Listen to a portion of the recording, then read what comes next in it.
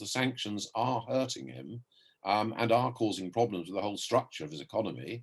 And the Russian economy relies on things like gas and natural resources. Joining us now is Admiral Lord West, former Chief of Defence Intelligence and a Security Minister.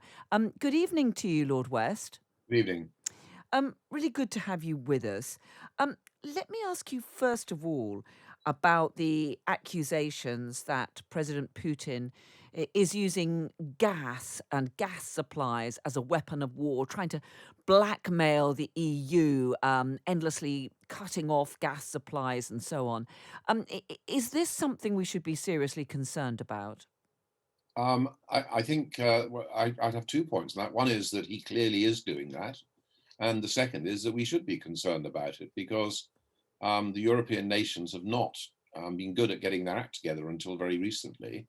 I think the agreement that we just heard of a 15% reduction, I'm rather pleased that they managed to come up with an agreement like that. But there are an awful lot of nations with opt-outs, and also, of course, Hungary didn't agree to it at all.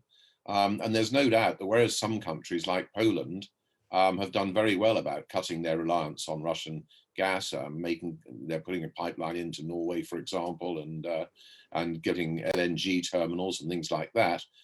Germany, for example, hasn't, and Germany is a massive user of energy. I mean, she uses incredible amounts, and I'm afraid I don't think they've played this whole thing very well, and Putin knows that and is using it to cause dissension and to cause damage. And in a way, we shouldn't be surprised. I mean, although he calls it a special operation, let's not kid ourselves. This is a war. He's fighting a war against Ukraine.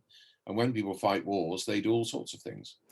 So these supposed explanations about various technical reasons why supplies through that Nord Stream 1 gas pipeline have been disrupted, you don't believe those. You think that he is just making life as difficult as possible for the EU. And of course, those shortages feed into the higher prices in this country too.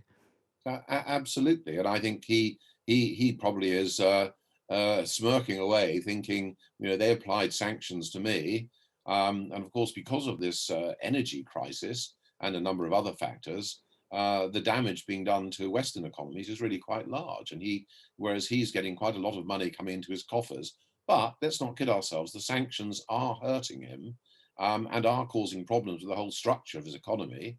And the Russian economy relies on things like gas and natural resources. It's really got no resilience in any other sectors whatsoever.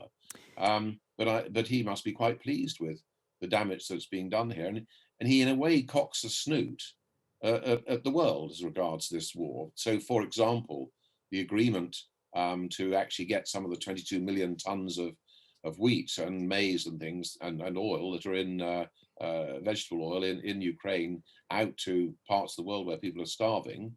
That was a wonderful thing to see that had been signed, under the auspices of the UN, with the Turks helping facilitate it. And then almost the same day, he fires missiles into Odessa, into the port area of Odessa. Quite extraordinary, not the thing Yeah. to do. Yeah, I was about to ask you about that because we saw that apparently groundbreaking agreement, apparently with the backing of the UN and Turkey to release those millions of tons of grain which are blockaded in Ukraine's ports. We saw those missile strikes on Odessa. Ukraine still seems to be saying that it is making preparations to begin shipments out of those ports.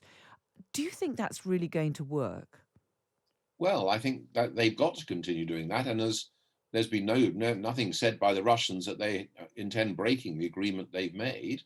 I think the Ukrainians must feel very concerned about the fact that when they remove the mines they've laid, which were laid to stop the Russians doing an amphibious assault, that can they rely on the Russians? As they've said very clearly, the Russians lie and break agreements, and they must be concerned that this opens up an opportunity. But the Ukrainians have been quite successful in pushing the Russian Navy away from its shores. I mean, with the sinking of the Moskva, the hitting of that landing craft, the risk to the Russian assets in Sevastopol, which has made them move their assets, the retaking of Snake Island.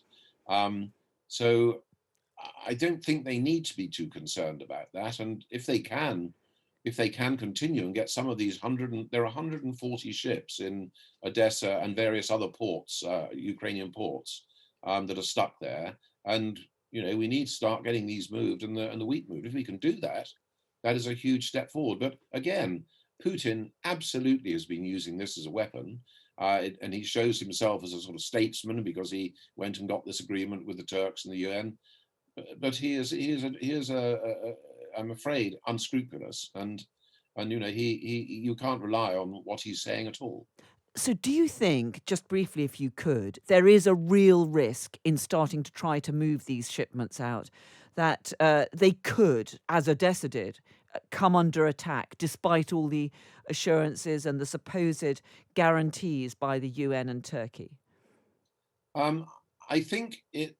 I think it's unlikely that they will sink a ship, but I think they will want to. They will say we've got to board this to see if it's carrying something that is contraband, something that helps the war effort. They can make it all very, very difficult, and sort of recapture a ship, so to speak, and this sort of thing. I mean, apart from anything else, as a humanitarian thing, there are 500 merchant sailors who've been stuck on these ships now for months now, and they're running out of food and supplies and all this sort of thing, can't get home to their families. So there's another aspect to this as well. But the Russians must be casting around for things. There's no doubt that the latest US rocket bombardment capability that they've given to Ukrainians is having an impact on the Russians. It's highly accurate. It's taking out Russian fuel dumps, and it's having an impact on the fighting. I Okay. don't believe it'll stop the Russians grinding down the Ukraine in the Donbass region, but my goodness me, it's making life a lot more difficult for them. Admiral Lord West, former Chief of Defence Intelligence, former Head of the Navy, former Security Minister. Really good to talk to you. Thank you very much indeed. Thank you.